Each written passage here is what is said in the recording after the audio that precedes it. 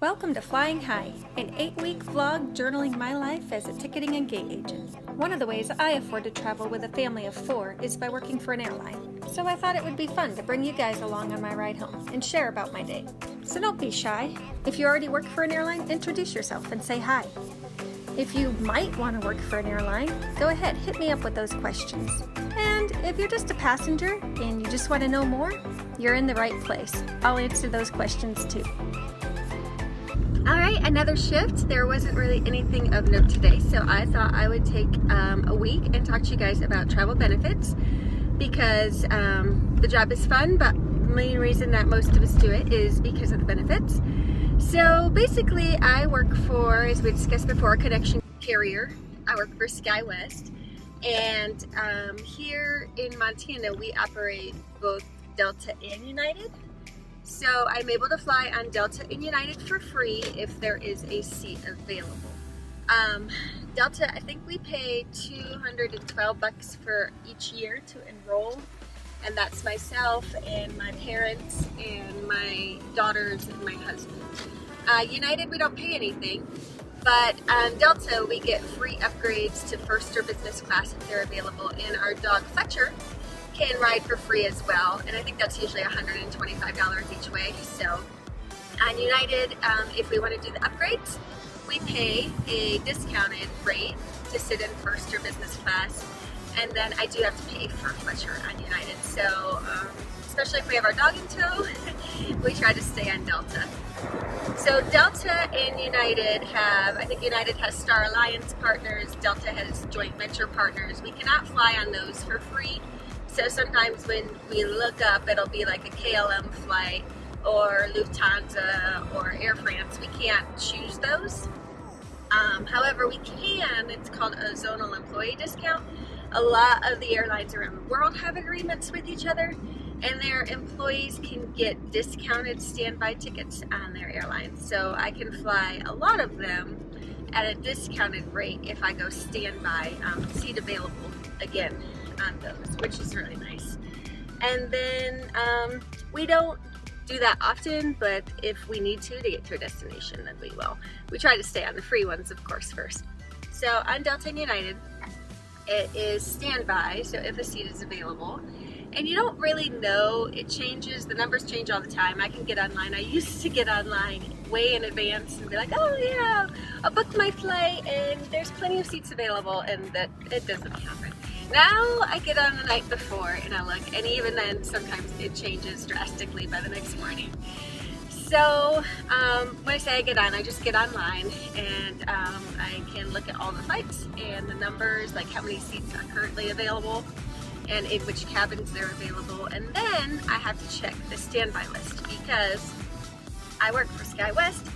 So if it's a Delta flight and it's operated by Delta crew, all Delta crew go before me.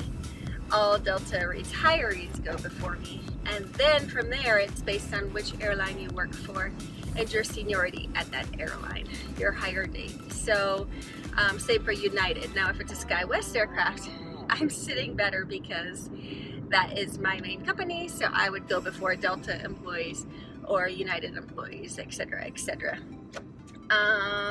So we have gotten to be in business class. That is the Delta One, which is like across oceans, and it has the lay down seats and the down pillows and comforters, and it is lovely.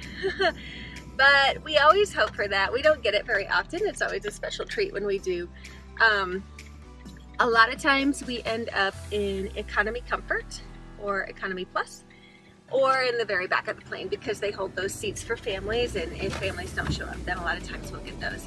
As a standby non-revenue passenger, now that's different than if you were a paying passenger and your flight was delayed and you're standby on another, you would go before all of us. But as a non-revenue passenger, you are not guaranteed seats together. A lot of times we split and take different flights to get to our destination. When we started, I was like, we're not splitting, we're gonna stay together, all safe on one aircraft. And it's just hard to get anywhere with a family of 4 that way, so we do split. There was one time where we actually split to go to Amsterdam, and once my husband got on the plane, boarded, he realized he had all 4 of our passports, and so he let the flight attendant know, but they had already closed the aircraft door. You can't reopen it. So they gave our passports to the pilot, who got them out the window, to our ramp crew, who got them back to me. So now we're very careful to make sure everybody has their own passport in their possession. So it is kind of crazy and fun. Again, you don't really know number-wise. You're not going to be seated together either. You may be all over the aircraft. So we have talked to our girls about aircraft safety, emergencies. If a passenger sitting next to them is behaving inappropriately, what to do. They know their way around an airport. They know how to get off and look for their next gate, where they're going, so they can always meet up with us there if in case they did get separated, which they never have. But it's just good for them to know. So if you have younger kids and you're traveling standby, then that's good for you to know. You may not always get to sit together. It's not guaranteed, and we just flop on wherever they give us a seat. We're happy. I'd be happy to sit in the bathroom some days if I could just get on the plane. And let's see, where all have we gone? We've done South Africa with the girls. We did a safari through Kruger National Park there, self-drive. We did Cape Town. We went to Amsterdam, which we absolutely love. We've been to Italy several times, also a family favorite. France. I took the girls to Puerto Rico, just the girls and I went all over in the US, back home to see family. I think we're gonna do Scotland in maybe the fall in Bora Bora, so look for those soon. So if you have any more questions, go ahead and leave those below and I'll try to answer those for you if I forgot anything, or if you know any more about it that you think everybody might be interested in learning or hearing about, leave that down below as well. Thanks again for watching, guys. See you next week.